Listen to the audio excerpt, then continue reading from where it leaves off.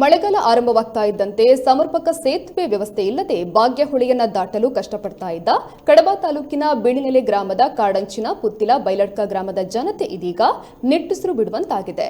ಬಿಳಿನೆಲೆಯ ಬಾಗ್ಯಹೊಳೆಗೆ ಬುದ್ಮಯ ಎಂಬಲ್ಲಿ ಶಾಲಾ ಸಂಪರ್ಕ ಸೇತು ಯೋಜನೆಯಡಿಯಲ್ಲಿ 50 ಲಕ್ಷ ವೆಚ್ಚದ ಕಿರುಸೇತುವೆ ನಿರ್ಮಾಣಕ್ಕೆ ಸರ್ಕಾರದಿಂದ ಗ್ರೀನ್ ಸಿಗ್ನಲ್ ಸಿಕ್ಕಿದ್ದು ಮುಂದಿನ ವಾರದಿಂದ ಸೇತುವೆ ಕಾರ್ಯ ಆರಂಭವಾಗಲಿದೆ. ಬಿಳಿನೆಲೆ ಮೂಲಕ ಸುಬ್ರಹ್ಮಣ್ಯ ಕಡಬ ಪಟ್ಟಣಕ್ಕೆ ಹೋಗಬೇಕಾದ್ರೆ ಬಾಗ್ಯಹೊಳೆಯನ್ನ ದಾಟಿ ಸಾಗಬೇಕು. ಮಳೆಗಾಲದಲ್ಲಿ ಊರಿನ ಜನತೆ ಈ ಹೊಳೆಯನ್ನ ಅಡಿಕೆ ಮರದ ಕಾಲು ಸಂಕ ಮಾಡಿ ದಾಟ್ತಾ ಇದ್ರು. ಆದ್ರೆ ಅದು ಅನೇಕ ಅಪಾಯಗಳನ್ನು ಉಂಟು ಮಾಡ್ತಾ ಇತ್ತು.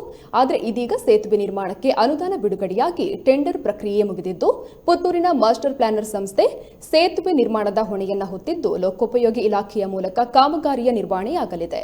ಮಳೆಗಾಲ ಆರಂಭವಾಗುವ ಮುನ್ನ ಸಂಪೂರ್ಣ ಕಾರ್ಯವನ್ನ ಮುಗಿಸುವ ಯೋಜನೆಯನ್ನ ಹಾಕಿಕೊಳ್ಳಲಾಗಿದೆ.